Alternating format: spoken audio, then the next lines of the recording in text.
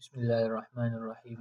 د روژې متعلق چې کومې قابل اصلاح رویې دي، نو په هغې کې یوه رویه دا هم ده چې زمونږ کې د اکثرو خلکو دا خیال وي چې د روژې تعلق صرف او صرف د رمضان المبارک د میاشتې سره دی، او روژه صرف او صرف دا ده چې هغه فرضي روژه ده. د دې نه علاوه نورې روژې د هغې اکثر خلک اهتمام هم نه کوي، او دا ورته ناشنا خبره ښکاري.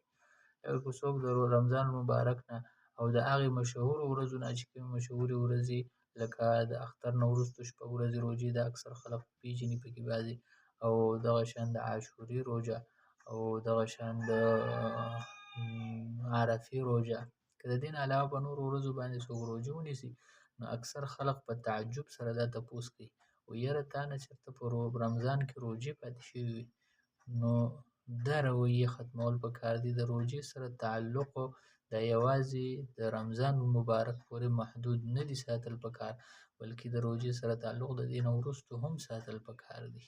د شوال د میاشتې شپږ روژې دا مونږ نیسو، د فضیلت روژې دي. دغه شان د عاشورې روژه نیسو، د 10 محرم د هغې سره یو ورځ مخکې یا یو ورځ وروستو، او دغه شان مونږ د یوم عرفې روژه نیسو. او د نبي علیه الصلاة والسلام دا معمول به چې په هفته کې به یې 2 روژې نیولې، یو د څلورمې د ورځې د پیر د ورځې، او یو د زیارت د ورځې د جمعرات د ورځې. نو چې مونږ د دغې اهتمام کوو.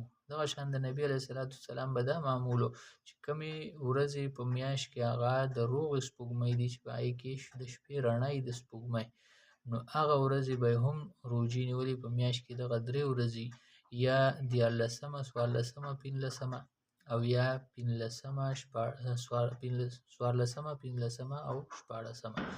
نو دغه 3 روژې مونږ نیسو، او دا خبره چې څنګه ناشنا شوې ده، نو چې مونږ دغه ناشنایي د دې نه دا ختمه کړو، او څنګه چې مونږ د فرض روژو اهتمام کوو، نو د نفلي روژو او دغه شان د مسنون روژو اهتمام دا په ځان باندې لازم کړو، او خامخا دغه روژې نیسو چې زمونږ د روژې په شان د بهترین او د ښکلي عبادت سره تعلق دا بغیر د رمضان نه هم موجود وي او مضبوط وي.